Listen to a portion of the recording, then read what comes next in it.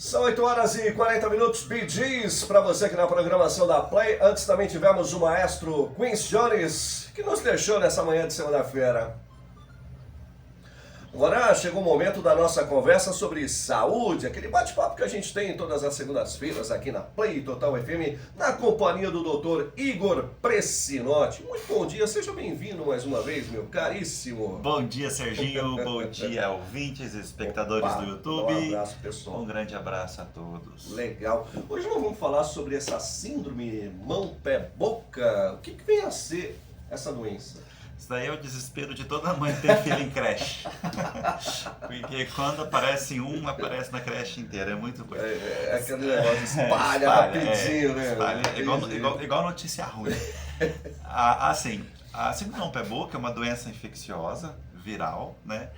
Que acomete principalmente crianças, né? E ela causa algumas lesões, né? Na boca, na pele, que causa bastante transtorno mesmo para quem pega e para quem cuida de quem pega. Né?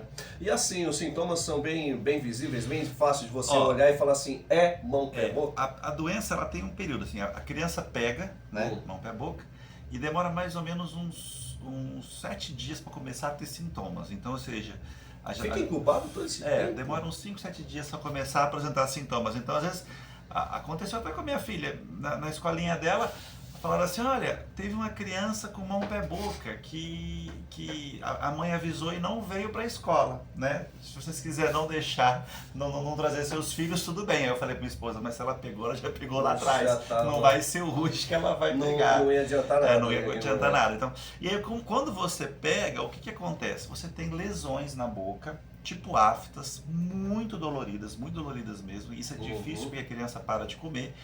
E junto com isso, você tem lesões nas mãos, manchinhas nas mãos, bolinhas nas mãos e nos pés, né? Então, por isso que chama mão, pé, boca. Às vezes, a doença é tão manifestada, assim, tão plenamente manifesta, que até lesões na região do bumbumzinho, né, dos genitais também aparecem. Mas, habitualmente, são úlceras na boca, lesões... bolinhas que estouram e ficam casquinhas. Vem junto Começa na boca e depois vem na mão e no pé. Entendi. E aí, às vezes, a lesão é tão grande na mão que até cai a unha. Tem pacientes que perdem a unha. Depois nasce, entendeu? E da mão e do pé nem são tão dolorosos, mas o da boca é ruim mesmo. Entendeu? E aí vem a grande pergunta, né, para mamãe e papai que estão ouvindo a gente nesse momento. E aí, pode complicar, doutora? Então, qual que é... antes eu esqueci de falar. O que causa essa doença é um vírus, vírus. É Coxsackie. E assim, como é que pode complicar? Pode complicar porque tem tanta dor, a criança tem tanta dor que ela não come mais. E a criança ficar sem comer 1, 2 dias, a gente nem se incomoda tanto. O problema é ela ficar sem ingerir líquidos, né? Então, sem tomar água, sem tomar o leitinho deles, então ele pode desidratar e aí sim pode complicar. Então, o que você tem que fazer? Você tem que dar líquidos, e de preferência líquido mais friozinho, mais gelado, que dói menos a boca.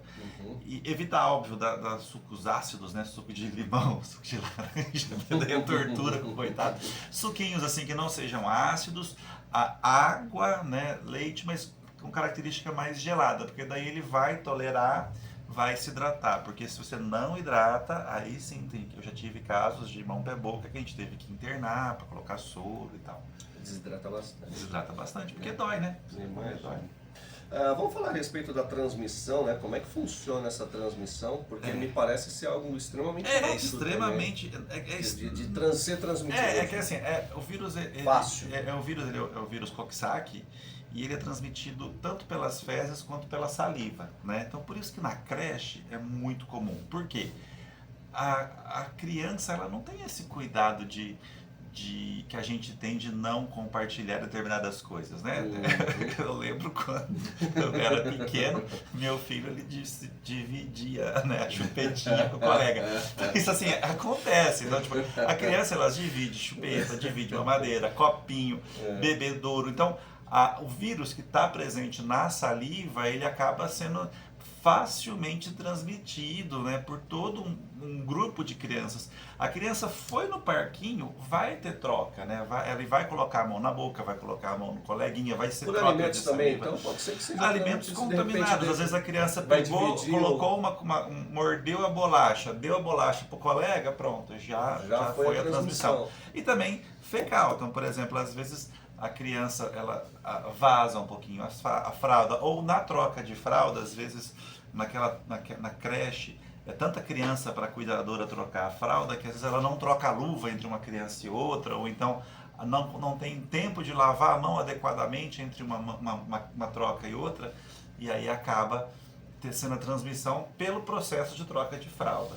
Ou então a compartilhamento de uma toalha, né? Não tem uma toalha sozinha, então aquela toalha daquela criança que não está bem limpa, ou então que está bem babadinha, você enxuga com a toalha, usa a mesma toalha em outra criança, pode ser. Então por isso que isso dissemina muito fácil. Então já aconteceu de eu ter que, numa situação que estava uma creche aumentando muito o número de pessoas, eu falei, olha, fecha a creche um dia, vamos limpar toda a creche, vamos fazer higienização, vamos manter geral. as crianças que estão com sintomas fora da creche, e isso é um problema, porque o pai precisa trabalhar, né? Então, 5 dias que você deixa a criança fora de casa, é 5 dias de transtorno para aquele pai que precisa ir para casa. Então, mas é assim que a gente tem que fazer, vai bloquear um surto.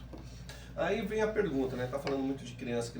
É realmente o maior grupo, é o grupo mais vulnerável, mas e os adultos? Também tem o adulto pode pegar, é mais raro, tá? O adulto pode pegar. É porque o pai e a mãe tem contato. Exatamente. Eu já tive pacientes adultos com Coxsackie vírus, só que apesar de ser muito doloroso, o adulto ele acaba conseguindo.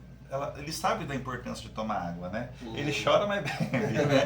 Então, e aí, às vezes, eles preferem comidas mais geladas, eles tomam mais sorvete, uma vitamina. A hidratação, né? sempre normalmente então, é mais acaba rápido. que, e como é uma doença que é autolimitada, né? Tipo, 7 dias aquilo melhora, né? Então 7 dias melhora, então o adulto passa melhor. O problema são crianças escolares, né? Principalmente aqueles que estão na creche e aqueles que convivem na creche, porque não tem como, muitos pais precisam deixar o filho na creche.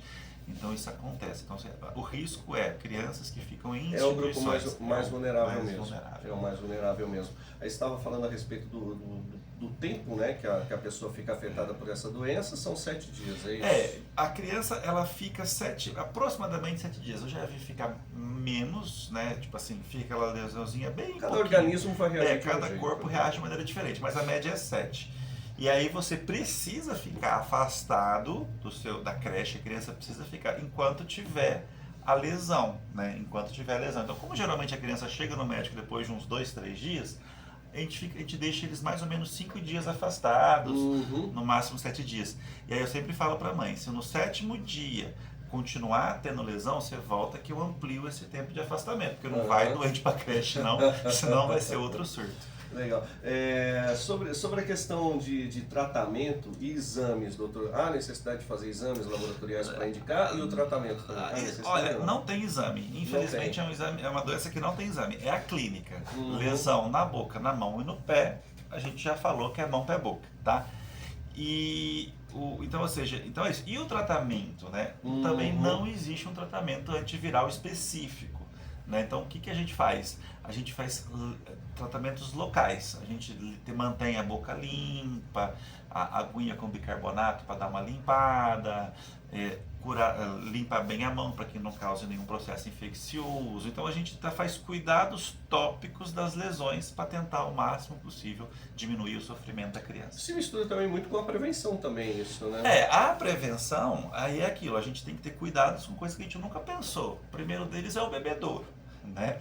Quem já viu uma criança usando bebedouro sabe que ele enfia a boca no potinho que sai água. Então, tomar cuidado com os bebedouros, tomar cuidado com os copinhos, idealmente cada criança ter o seu copinho, tomar cuidado com o seu... Isso é uma coisa que você tem que aprender em casa. Você tem 3 irmãos, cada irmão tem um copinho. Lá na minha casa tem copinhos com cores diferentes. Né? Minha filha adora o copo vermelho, meu filho adora o copo azul. Então, mas você fala assim, mas até na sua casa, na minha casa não precisa, mas é para você ensinar o filho, você dar o exemplo na sua casa para que fora ele faça igual.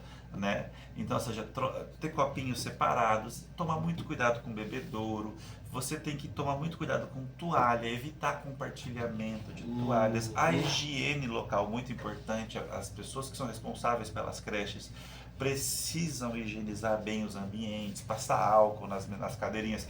Um aluno saiu, vai ter outra turma do outro horário, tentar dar uma higienizada nas mesas para que eles não, porque às vezes eles babam na mesa, pegam a mão suja na mesa, então fazer essa higiene. Então, essa preocupação, é criança, né?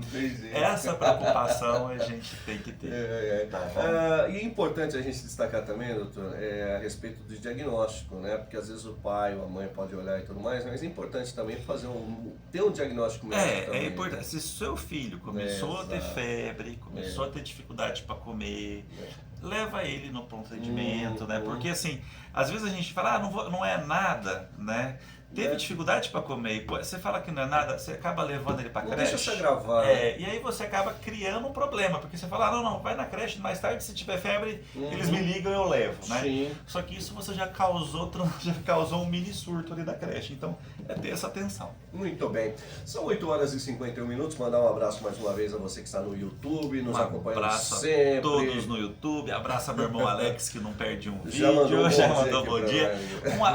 Um abraço à turma 8 do Salesiano, meus alunos, eles me cobraram um abraço. Vai cair na prova, viu? Vai cair na prova. Já aviso a vocês que eu tive acesso e vai cair na prova. Meio ponto para quem dá lá de compartilhar. Gente, um grande abraço a todos, que Deus abençoe a todos. E o Instagram também, né? Esteja Dr. Igor Pressinotti no Instagram, Facebook, YouTube, estamos lá. Um grande abraço, fique com Deus. Até segunda-feira que vem. Até